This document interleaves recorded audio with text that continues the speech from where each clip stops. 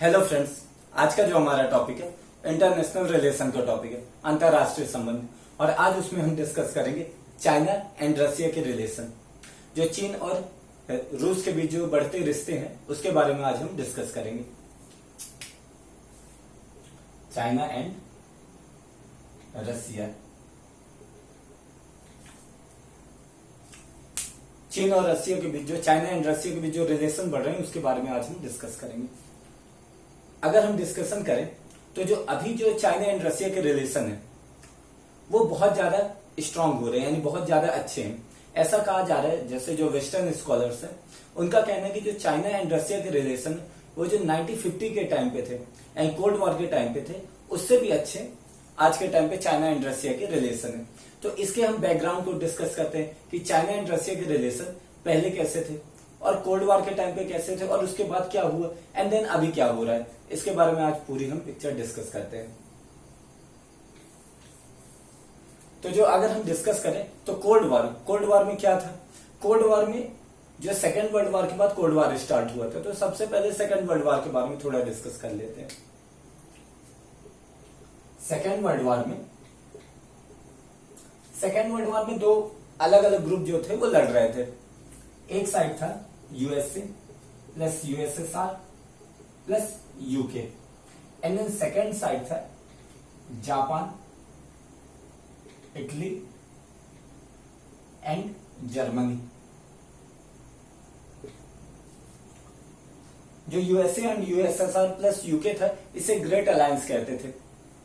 अब क्या हुआ, सेकेंड वर्ल्ड वॉर खत्म कैसे हुआ था? सेकेंड वर्ल्ड वॉर खत्म हुआ था जब यूएसए ने जापान के ऊपर न्यूक्लियर बॉम्ब गिराया। यूएसए ने जापान के दो शहर हिरोशिमा और नागासाकी पर दो न्यूक्लियर बॉम्ब गिराए थे। उसके बाद जापान ने आत्मसमर्पण कर दिया, जापान ने सरेंडर कर दिया और उसके बाद से सेकेंड वर्ल्ड वॉर खत्म हो गया। तो एक तरीके से यूएसए ने जापान के ऊपर न्यूक्लियर बॉम्ब गिराए तो जापान की पावर खत्म हो गई, यानी जो सेकेंड वर्ल्ड वॉर के बाद अब जापान पावरफुल नहीं रहा। दूसरा जर्मनी को दो भागों में विभाजित कर दिए गए, हिटलर खत्म हो गया और उसके बाद क्या हुआ, जर्मनी दो भागों में बट गया। तो एक तरीके से जर्मनी की भी अब पावर खत्म हुई। इटली वैसे भी उतना पावरफुल नहीं था। और यहां अगर बात किया जाए तो यूएसए एक पावरफुल बचता है। यूके की अगर बात किया जाए तो यूके जो था सेकेंड वर्ल्ड वॉर से पहले ही उसकी जो पावर थी वो ग्लोरी थी, अब कम होती जा रही थी और उसको इनहेरिट करते जा रहा था यूएसए और जापान। यूएसए और जापान ज्यादा पावरफुल होते जा रहे थे, किसके तुलना में? यूके की तुलना में, इंग्लैंड की तुलना में, ब्रिटेन की तुलना में। लेकिन अब क्या होता है, सेकेंड वर्ल्ड वॉर के बाद यूके भी अब उतना पावरफुल नहीं था, यानी जो यूरोप था अब उतना पावरफुल नहीं था। उसके कारण क्या थे? क्योंकि सेकेंड वर्ल्ड वॉर की पूरी लड़ाई कहां पर हुई थी? वो हुई थी यूरोप में। तो यूरोप के जो देश थे वो ज्यादा प्रभावित थे, लाइक यूके भी प्रभावित था, फ्रांस भी था एंड जर्मनी भी थी, इटली भी थी। तो वहां के जितने भी कंट्री थे वो ज्यादा प्रभावित हुए थे, वहां पे ज्यादा ही उसका इफेक्ट हुआ था सेकेंड वर्ल्ड वॉर का, ज्यादा त्रासदी वहीं पे हुई थी। तो अब इसके बाद क्या हुआ था, सेकेंड वर्ल्ड वॉर में जो बचने वाली कंट्री थी जो सबसे ज्यादा पावरफुल थी वो एक थी यूएसए थी और दूसरा यूएसएसआर थी। यानी यूएसए और यूएसएसआर दो पावरफुल कंट्री बच गई थी। वैसे तो यूएसए सबसे ज्यादा पावरफुल थी, लेकिन चूंकि डिफेंस सेक्टर में यूएसएसआर भी यूएसए को थोड़ा टक्कर दे पा रही थी। तो इस कारण जो था कोल्ड वॉर में दो मेन पावर थे। तो cold war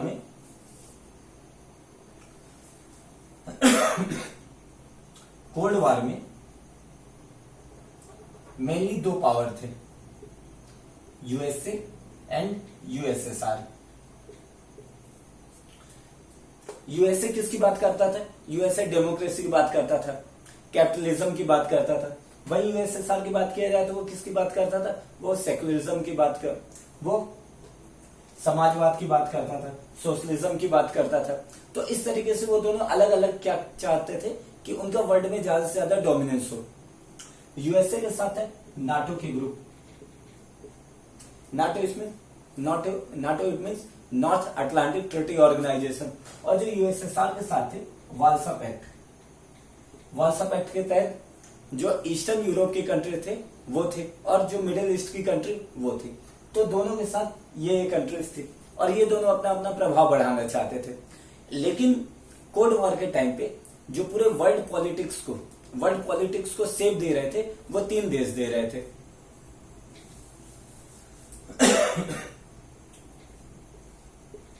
USA, USSR and China. यानी कोल्ड वॉर के टाइम पे ये 3 कंट्री थे जो वर्ल्ड पॉलिटिक्स को पूरी तरीके से शेप दे रहे थे। चाइना थी, यूएसए को पता था कि अगर चाइना उनके साथ आ जाए, यूएसए को पता था कि अगर चाइना उनके साथ आ जाए तो यूएसएसआर का डिसइंटीग्रेशन यानी यूएसएसआर को खत्म किया जा सकता है और कोल्ड वॉर को खत्म किया जा सकता है, और वो सिर्फ एक अकेली पावरफुल कंट्री बचेगी जिसका वर्ल्ड में डंका बजेगा, जिसका वर्ल्ड में ज्यादा से ज्यादा पावर रहेगा, तो एक अकेले बचेगी। हालांकि अगर देखा जाए तो यूएसएसआर और चाइना का एक अलायंस था कोल्ड वॉर के टाइम पे, 1950s के टाइम पे दोनों का एक अलायंस था। अलायंस कैसा था? क्योंकि यूएसएसआर भी कम्युनिस्ट कंट्री थी, चाइना भी एक कम्युनिस्ट कंट्री थी, तो कम्युनिस्ट कंट्री दोनों ने अलायंस बना लिया था यूएसए के खिलाफ। लेकिन फिर उसके बाद लेट 70s यानी 1960 के बाद, 60s के बाद 70s में यूएसए और चाइना के रिलेशन इंप्रूव हुए। उसका कारण एक इंडिया भी था। चूंकि सबको पता है 1962 में इंडिया एंड चाइना का वॉर हुआ, भारत और चीन का युद्ध हुआ, जिसमें भारत की बुरी तरीके से हार हुई, इंडिया की बुरी तरीके से हार हुई। लेकिन उस हार में यानी उसमें यूएसएसआर ने चाइना का सपोर्ट ना करके बल्कि इंडिया का सपोर्ट किया। हालांकि 1962 के वॉर में यूएसएसआर पूरी तरीके से अलग हो गया था। उसका कहना था कि भाई चाइना भी उसका कम्युनिस्ट कंट्री यानी उसका अलायंस है और इंडिया के साथ भी उसके बेहतर रिश्ते हैं, तो वो किसी के भी मामले में वो नहीं बोलेगा। यानी 1962 में उसने किसी भी प्रकार का यानी एक्टिव रोल नहीं निभाया। लेकिन 1962 के वॉर के बाद जब चाइना ने कहा कि हम इंडिया के ऊपर अटैक इसलिए किए क्योंकि इंडिया साम्राज्यवादी नीति अपना रहा था, इंडिया विस्तारवादी नीति अपना रहा था, इंडिया विस्तार करना चाहता था, हमारी जमीन पे आना चाहता था, तो इंडिया की ऐसी ऐसी चीजें थी। लेकिन यूएसएसआर ने कहा कि ऐसा इंडिया किया ही नहीं था। तो एक तरीके से 1962 के बाद चूंकि चाइना एंड यूएसएसआर दोनों अलायंस थे और यूएसएसआर ने चाइना का साथ ना देकर इंडिया का साथ दिया, तो यूएसएसआर और चाइना के जो रिश्ते थे वो अब थोड़ी कमजोर हो गए थे, यानी दोनों के रिश्ते खराब हो गए थे। उसके बाद बाउंड्री डिस्प्यूट भी शुरू हो गए, तो बाउंड्री डिस्प्यूट के कारण भी, सीमा विवाद के कारण भी दोनों के रिश्ते और खराब हुए। फिर 1970s के टाइम तक यूएसए एंड चाइना के रिलेशन इंप्रूव हुए। हालांकि इसमें जो पाकिस्तान ने मेन रोल किया था, पाकिस्तान ने दोनों को अपने यहाँ इन्वाइट किया और दोनों के रिलेशन इंप्रूव हुए। तो 1970s के टाइम पे यूएसए एंड चाइना के रिलेशन इंप्रूव हुए। इसका प्रभाव क्या हुआ? इसका प्रभाव हुआ यूएसएसआर का डिसइंटीग्रेशन हो गया। हालांकि यूएसएसआर के डिसइंटीग्रेशन के बहुत सारे कारण हैं, यूएसएसआर के विघटन के और बहुत सारे कारण हैं, लेकिन इसमें से जो प्रमुख कारण था उसका प्रमुख कारण ये था कि यूएसए एंड चाइना दोनों साथ आए और यूएसएसआर का डिसइंटीग्रेशन हो गया, यानी यूएसएसआर 16 टुकड़ों में बट गया और यूएसएसआर की जो लेगेसी थी उसको अपनाए रसिया ने, यानी यूएसएसआर की जो लेगेसी थी उसे रसिया ने इनहेरिट किया। तो उसके बाद ये रसिया बन गया। तो जो कोल्ड वॉर के टाइम पे जो वर्ल्ड पॉलिटिक्स थी, वर्ल्ड की पॉलिटिक्स थी, उसे सिर्फ कौन कर रहे थे? वो यूएसए, यूएसएसआर एंड चाइना। और फिर उसके बाद कोल्ड वॉर खत्म हो गया। कोल्ड वॉर के बाद यूएसएसआर का डिसइंटीग्रेशन हो गया और कोल्ड वॉर खत्म होने के बाद फिर उसके बाद यूएसए एंड चाइना के रिलेशन इंप्रूव हुए। लेकिन फिर बाद में जो यूएसएसआर अब रसिया बन गया था, यूएसएसआर अब जो रसिया बन गया था, तो अब रसिया और चाइना की रिलेशन फिर इंप्रूव होने लग गए। यानी बाद में रसिया एंड चाइना के रिलेशन इंप्रूव होने लग गए और अब ऐसा कहा जाता है कि रसिया एंड चाइना के रिलेशन सबसे ज्यादा स्ट्रांग है। और ये दोनों क्यों आए साथ में? ताकि यूएसए को अटैक कर सके, यूएसए को टैकल कर सके, यूएसए की जो ग्लोरी है, यूएसए की जो पावर है बढ़ रही है, उसे कम किया जा सके। तो ये दोनों साथ इसलिए हैं। तो अभी की जो वर्ल्ड पॉलिटिक्स है उसे कौन सेव कर रहा है? उसे अब ये 3 कंट्री सेव कर रहे हैं, यूएसए, रसिया एंड चाइना। अब यूएसएसआर नहीं है, यूएसए, रसिया एंड चाइना, ये 3 कंट्री अभी की जो वर्ल्ड पॉलिटिक्स है उसे सेव कर रहे हैं। और उसमें चाइना एंड रसिया दोनों अब साथ आए यूएसए को टैकल करने के लिए। यूएसए जो था कोल्ड वॉर के टाइम पे यूएसए ज्यादा पावरफुल था, लेकिन अभी चाइना ज्यादा पावरफुल दिख रहा है। क्योंकि यूएसए बहुत सारे मल्टीपोलर जो वर्ल्ड ऑर्डर यानी मल्टीपोलर जो ऑर्गेनाइजेशन वहां से हट भी रहा है, जैसे अब वो यूएन को क्रिटिसाइज कर रहा है, डब्ल्यूटीओ को क्रिटिसाइज कर रहा है, आईएमएफ को क्रिटिसाइज कर रहा है। तो एक तरीके से अब यूएसए बहुत जगह अपने आप को पीछे खींच रहा है। जो वो पहले वर्ल्ड की गवर्नमेंट बनने का दावा करता था, अब वो पूरी तरीके से अब वो पीछे खिसक सके, बल्कि चाइना अब उसकी जगह ले रही है और चाइना का साथ दे रहा है इसमें रसिया।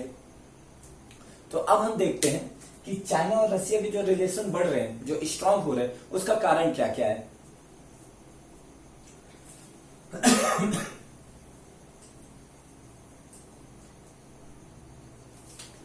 चाइना एंड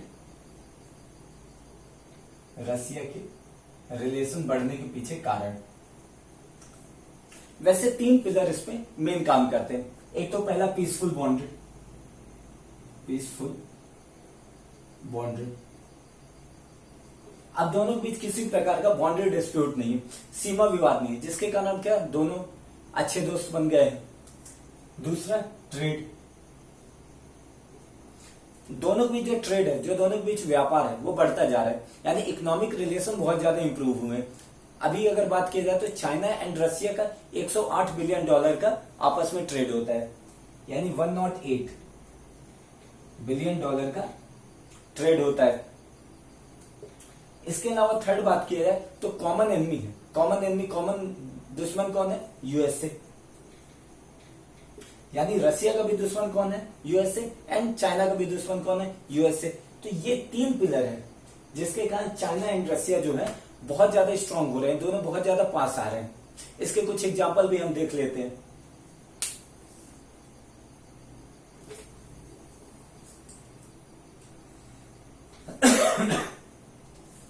पहले अगर बात किया जाए तो रसिया की इकोनॉमी किसके ऊपर बेस्ड करती है? रसिया की इकोनॉमी वहां पे उसके oil and natural gas and उसके डिफेंस सिस्टम, इसके ऊपर डिपेंड करती है। ऑयल एंड नेचुरल गैस जो है, यानी रसिया की जो इकोनॉमी है वो वहां के oil and natural gas, oil and natural gas, and second is defence equipment या फिर डिफेंस सेक्टर। इसके कारण रसिया की इकोनॉमी अच्छी काम करती। लेकिन अब क्या हुआ था, जैसे आपको पता होगा, यूक्रेन का जो पार्ट था क्रीमिया, क्रीमिया, और यहां से रसिया, ये दोनों की बाउंड्री लगती थी, रसिया और यूक्रेन की, यूक्रेन। अब रसिया ने क्या किया था, यूक्रेन को हड़प लिया था, यानी यूक्रेन को अपने अधिकार क्षेत्र में ले लिया था, यूक्रेन पर यानी यूक्रेन के क्रीमिया पर अपना अधिकार कर लिया था। जिसके बाद क्या हुआ, जिसके बाद जो यूरोपियन यूनियन के कंट्रीज थे, जो वेस्टर्न कंट्रीज थे, लाइक यूएसए हो गई और जो यूरोपियन यूनियन हो गई, उन्होंने सबने मिलकर रसिया के ऊपर सेंक्शन लगा दिए, रसिया के ऊपर सेंक्शन लगा दिए, रसिया के ऊपर अलग अलग प्रतिबंध लगा दिए।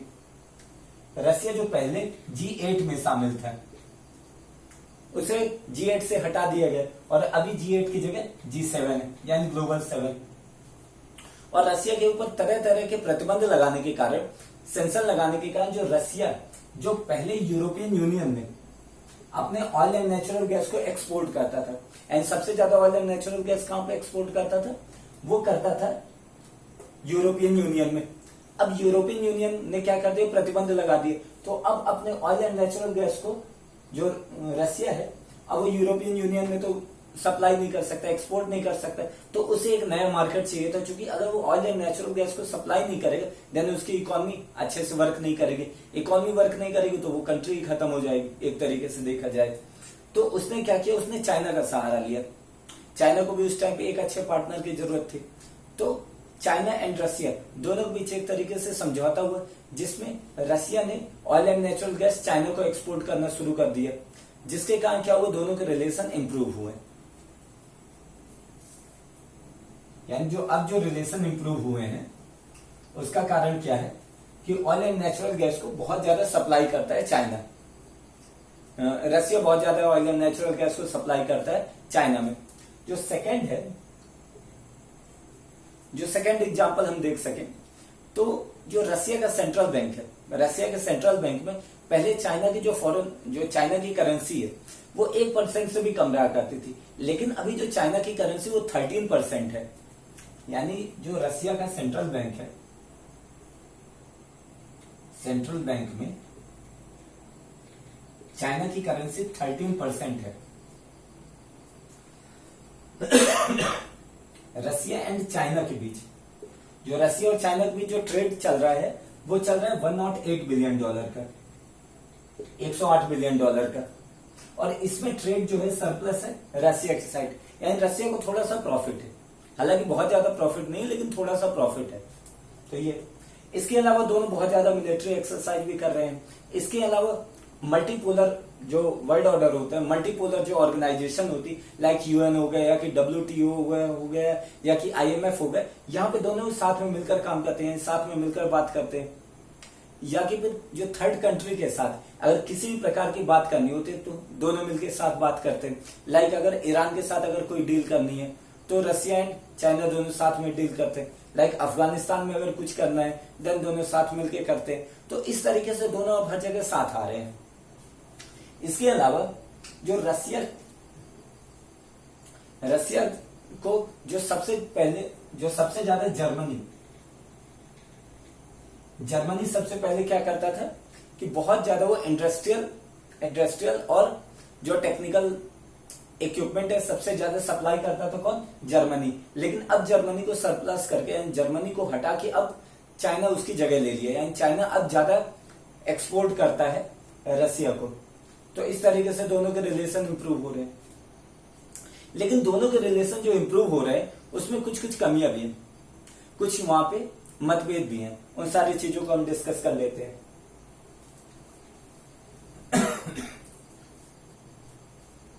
तो जो दोनों के बीच है, सबसे पहले जो हमने बाउंड्री इशू के बारे में बात किया था कि पीसफुल बाउंड्री है, यानी किसी प्रकार का बाउंड्री डिस्प्यूट नहीं है। लेकिन जब रसिया पर जार का शासन चल रहा था, तो उसने चाइना की 6 लाख स्क्वायर माइल की जमीन को कब्जा कर लिया था।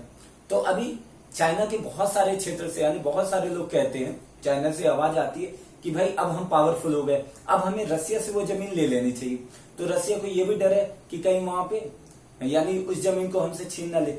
इसके अलावा रसिया का जो ईस्टर्न बॉर्डर लगता है चाइना के साथ, और वहां से जो चाइना की जो अधिकांश पॉपुलेशन है, चाइना का वहां से बहुत ज्यादा माइग्रेशन होता है।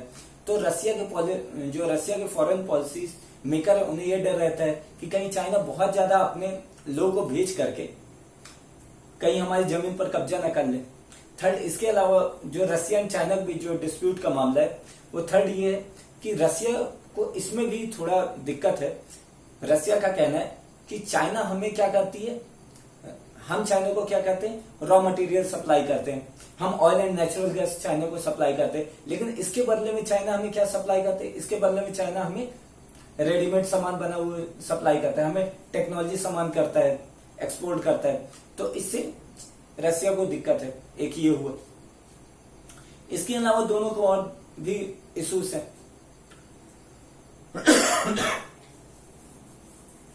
इसके अलावा जो मेन इशू है वो रसिया का ये कहना है कि रसिया जो है, जो चाइना है, हमारे यहाँ इन्वेस्टमेंट तो कर रहा है, यानी हमारे यहाँ जो उसने वादा किया था कि 30 सालों के अंदर, यानी 30 ईयर के अंदर $400 बिलियन की ऑयल एंड नेचुरल गैस को वो खरीदेगा। यानी रसिया चाइना में 30 सालों के अंदर $400 बिलियन की नेचुरल गैस, यानी ऑयल एंड नेचुरल गैस को एक्सपोर्ट करेगा। इसके लिए पाइपलाइन भी बिछाई जा रही है। 800 माइल की पाइपलाइन भी बिछाई जा रही है, जिसमें पावर ऑफ साइबेरिया, इस पाइपलाइन का नाम है, इस प्रोजेक्ट का नाम है कि पावर ऑफ साइबेरिया।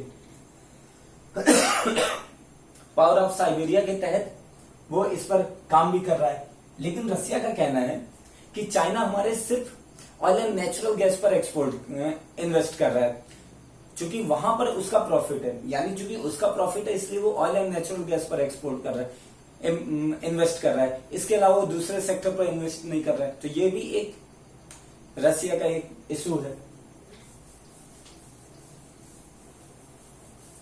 इसके अलावा देखा जाए तो चाइना एंड रसिया दोनों एक दूसरे के ऊपर डिपेंडेंसी नहीं कायम करना चाहते, यानी रसिया जो है वो चाहता है कि चाइना की डिपेंडेंसी खत्म हो, यानी रसिया थोड़ी चाहेगा कि सिर्फ अपने ऑयल एंड नेचुरल गैस को सिर्फ वो चाइना में ही एक्सपोर्ट करे, वो चाहेगा कि उसका ऑयल एंड नेचुरल गैस को डाइवर्सिफाई किया जाए, वो और दूसरी जगह भी एक्सपोर्ट कर सके ताकि चाइना के ऊपर उसकी बहुत ज्यादा डिपेंडेंसी ना रहे। ये इसके अलावा अगर और बात की जाए तो यानी चाइना के एक धड़े से, यानी चाइना के पब्लिक में भी कोई यानी कुछ जो लोग हैं और रसिया के में भी ये कहा जाता है कि यूएसए के साथ हमें फ्रेंडशिप बढ़ानी चाहिए, यूएसए के साथ हमें अपने रिलेशन को इम्प्रूव करना चाहिए। जैसे चाइना के यहाँ कहा जाता है क्योंकि यूएसए एक पावरफुल कंट्री है और हम भी पावरफुल बनने की दिशा में अग्रसर है, यानी हमारा भी राइज हो रहा है, तो अगर हम दोनों साथ मिलकर काम करें तो हम वर्ल्ड में अच्छा खासा पावरफुल कंट्री बन सकते हैं, हमारा और अच्छे से राइज हो सकता है। ऐसे ही रसिया का भी कहना है। तो अगर कल को यूएसए में लीडरशिप चेंज होती, कोई दूसरे प्रेसिडेंट आते और वो रसिया या कि चाइना के साथ अच्छी बॉन्डिंग बनाना चाहते या रिलेशन को इम्प्रूव करना चाहते, तो जो रसिया एंड चाइना के जो रिलेशन है उस पर थोड़ा तो फर्क पड़ेगा। एक ये हुआ।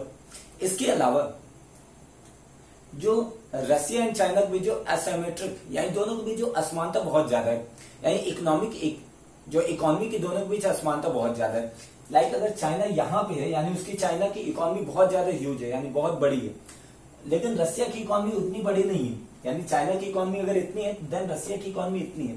तो अगर ये दोनों के बीच ज्यादा गैप होता है तो दोनों के बीच मिसट्रस्ट होगा, और ये मिसट्रस्ट हो सकता है रसिया की तरफ से, क्योंकि रसिया अपनी खोई ग्लोरी को भी तो हासिल करना चाहेगा। रसिया अपनी खोई ग्लोरी को किस प्रकार हासिल करना चाहेगा? रसिया को भी लगता है कि भाई वो एक टाइम पे यूएसएसआर था और उसका वर्ल्ड में उसके वो मेन पावर था, तो उसे अपनी खोई ग्लोरी हासिल करना चाहिए, उसे अपनी लेगेसी जो थी, उसकी जो इज्जत थी उसे हासिल करना चाहिए। तो यूएसए एंड चाइना भर क्यों वर्ल्ड में स्ट्रांग बने रहे, उसे भी अपना होना, वो भी स्ट्रांग हो। तो रसिया का कहना है, रसिया का सोचना है कि या कि हमें अपनी खोई ग्लोरी मिल जाए, कि हम यूएसएसआर के टाइम जितने ही पावरफुल हो जाए, या कि फिर वर्ल्ड में मल्टीपोलर ऑर्डर सेट हो जाए कि वर्ल्ड में सिर्फ दो पोल ना रहे, यानी वर्ल्ड में सिर्फ यूएसए एंड चाइना ना रहे, बल्कि वर्ल्ड में यूएसए, चाइना, रसिया, यूरोपियन यूनियन, इंडिया, जापान, ऐसे अलग अलग पोल हो, जिससे क्या हो, जो पावर है वो डिस्ट्रीब्यूट रहे। तो ये रसिया चाहता है। देन अब अगर हम इंडिया एंड रसिया के बारे में बात करें तो इंडिया अब यहाँ पे कहां पे स्टैंड करता है? इंडिया को ये थोड़ा देखना पड़ेगा कि